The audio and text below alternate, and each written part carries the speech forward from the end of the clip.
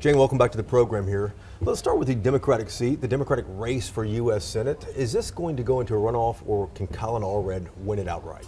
Listen, I think we are looking at a very strong candidate. And Colin Allred, he is obviously leading the pack as we look at that race. And what we're seeing is that his messaging is really focused more on being obviously a centrist candidate here, a moderate candidate. And he's talking and messaging like a Texas senator, which is in direct contrast, I do believe, with Cruz, who obviously, when we talk about likability and whether or not he can build a coalition, he's very weak, on those points. But Allred would have to get beyond his, 9 challengers first. Can he do that without a runoff, do you think? He is really done well when it comes to funding and really getting the resources needed to be where he is, which is with strong messaging. And if you can, sort of imagine that most people would think that they would have heard more on the Democratic side than what we have thus far, I think that speaks to him really having a strong race and running ahead.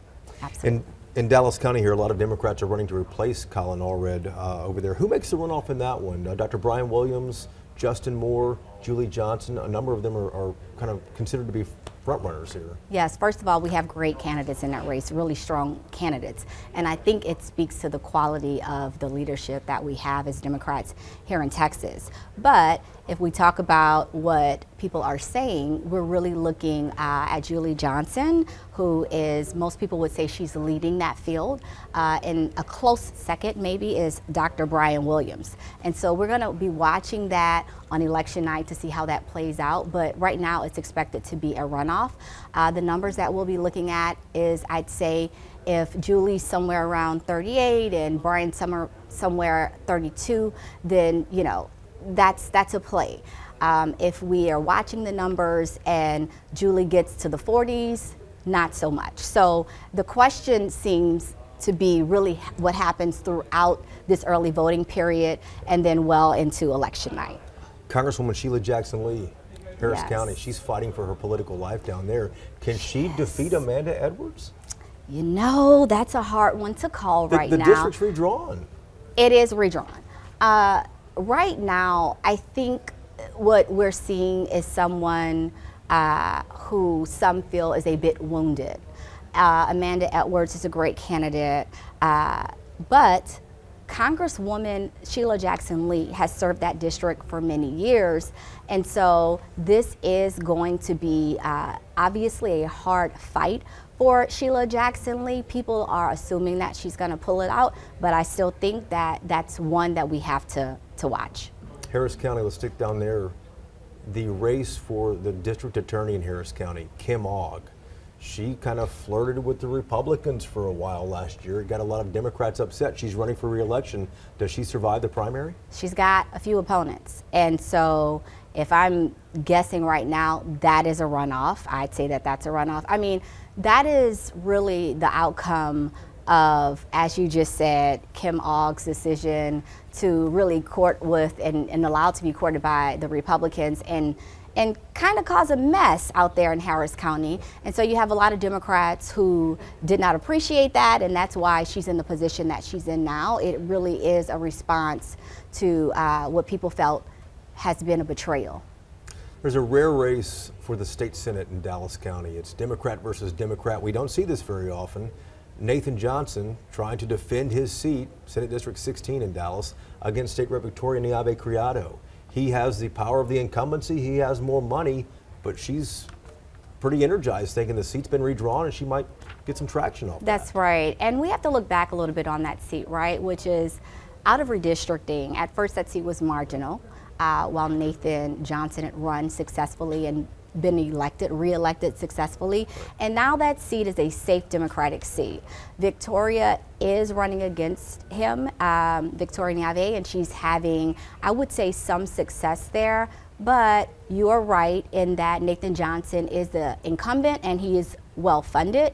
So while that's a race to watch, I do think people are looking to see Nathan Johnson hold. What races are you watching for specifically on Tuesday night? You know, one of the races that we're watching really closely is the 108 seat. So that's House District 108. That's the Park Cities, and In Dallas County. Yes, correct. That's in Dallas County, and both sides of that race are interesting. So on the Republican side, obviously Morgan Meyer has a challenger, and that is a bit surprising that it seems like he is fighting for survival in that race. On the other side, on the Democratic side, we have Yasmin Simon and we have Liz Ginsburg. Liz Ginsburg ran before she ran last time, and she was not able to defeat Morgan Meyer. So most Democrats right now are looking at Yasmin Simon to take that and make it through the general because they do believe that Yasmin Simon has a better chance of knocking out Morgan Meyer, but we don't know what's going to happen in that race. So, Do you expect any upsets? Incumbents to be knocked out on you election night? know, I would say that's a question for the Republican side of the aisle. I will tell you that I have never seen this much money spent in primaries on the Republican side against sitting incumbents. And I really do think it speaks to where Republicans are right now. They've got a lot of, just divisiveness on their side of the aisle. It's a lot of infighting. We haven't seen it to this extent, I would say, in most recent history. You've got Abbott, who's really responding to people who did not vote on the voucher item with him. You've got Paxton, who's responding to people who were on the other side of him during the impeachment trial. And then you've got Patrick out there, and I'm not exactly sure why he's in this, but he is, and he is playing in several of those races. I think he's trying to sort of lower expectations with that, Patrick, as he was on the show maybe a week ago or so, and just sort of stating, I don't know what's going to happen in those races, but it would be a humiliation for Abbott to lose some of these seats that he's put a lot of money in.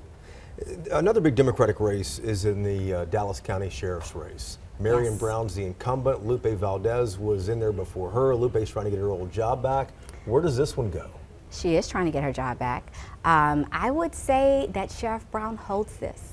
From what I'm hearing in terms of, even grassroots level, I think that Sheriff Brown holds this Dallas County Sheriff's seat. All right, Jane, thank you. Yeah. Thank you. Thank you for having me.